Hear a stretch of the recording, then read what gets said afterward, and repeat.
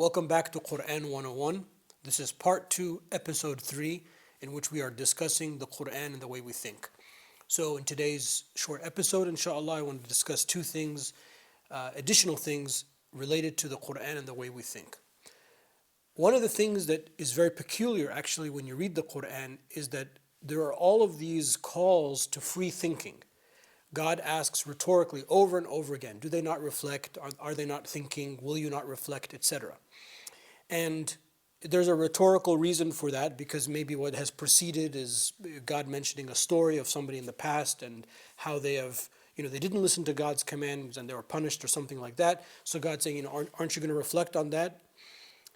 In addition, it's a call for us to actually just openly reflect. Now, many people, when it comes to religion in general, or when it comes to Islam specifically, or even more specifically the Quran, they might be shocked that somebody would even say Quran and free thinking or Islam and free thinking. But no, of course, we are actually asked to reflect. God praises the people, وَيَتَفَكَّرُونَ فِي خَلْقِ السَّمَاوَاتِ وَالْأَرْضِ. God praises the people that reflect and contemplate on the heavens and the earth.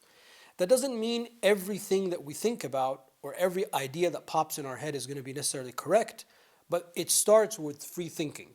In our modern world, I like to call it, to have like a whiteboard session. Whenever you have a team and you're trying to do something creative and you have a whiteboard session, at least when I do it, the rules are, there are no rules. Whatever idea we have, we put them on the board. That's for that session. And that's what free thinking does. So just free think, just riff on it and just write those ideas down. But you need to take those ideas and then they need to be discussed, they need to be stress tested. And in our case, they are discussed and stress tested within the scholarly community, using many of the first principles that we've talked about previously, and I've shared elsewhere on my platform, Making Sense of Islam. And sometimes they're adjusted a little bit, sometimes they're rejected, sometimes they're accepted as is. And then when they become refined and accepted and brought within the scholarly community, then it goes from free thinking to stress test to accepted to now knowledge. So now this is accepted knowledge. And one of the signs of our accepted knowledge is that knowledge is replicated and passed on generation after generation. So don't think that all the things that have been written in the past, those are just sort of carbon copy. The ulama of the past were simply repeating what the people before them said. No, they engaged in free thinking. Why? Because the Quran asks us, actually, it commands us to do that. And God praises the person who thinks freely. One of the reasons we are a unique species in creation is because we have this ability to think. So free thinking is something that is important. It might not mean exactly what people think it means, that you can just interpret it the Quran the way you want. That's not what I'm talking about. But I'm talking about using your own rational capacity to think. But that thinking's got to be stress tested. The other thing that's important, which is at this point is appropriate that we talk about now, is God himself. Because God obviously is a main part of the Quran.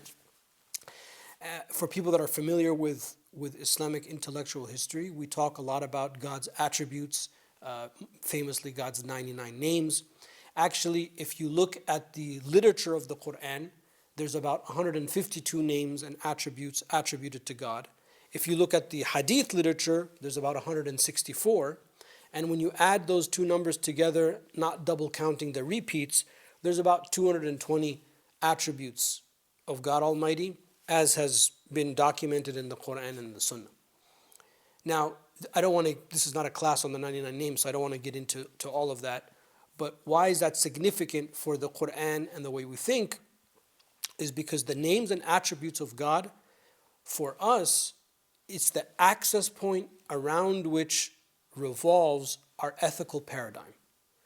Ethics, those things that we consider values, those things that we consider good things or bad things, praiseworthy things, blameworthy things, we're going to find all of that when we come to analyze the names and the attributes of God Almighty.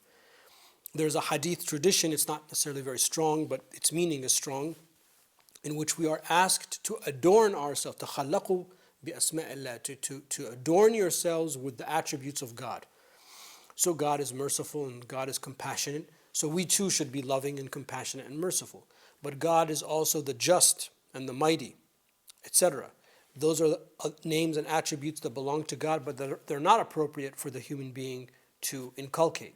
So there are do's and don'ts. There are things that could be human nature but bad to express, could be human nature that are good to express, and then this begins to inform our right and our wrong. So understanding God's the famous 99 attributes, but the broader concept of God's attributes as laid out in the primary sources is a very, very important part of the way that we think ethically, the way that we think morally, the way that we inform our conduct on a day-to-day basis. So these two things, the concept of free thinking and then the concept of God's attributes, blessed is His name, are two of the ways that the Quran influences the way that we think. Inshallah, there's one more episode left in this part, so I look forward to seeing you tomorrow. Take care.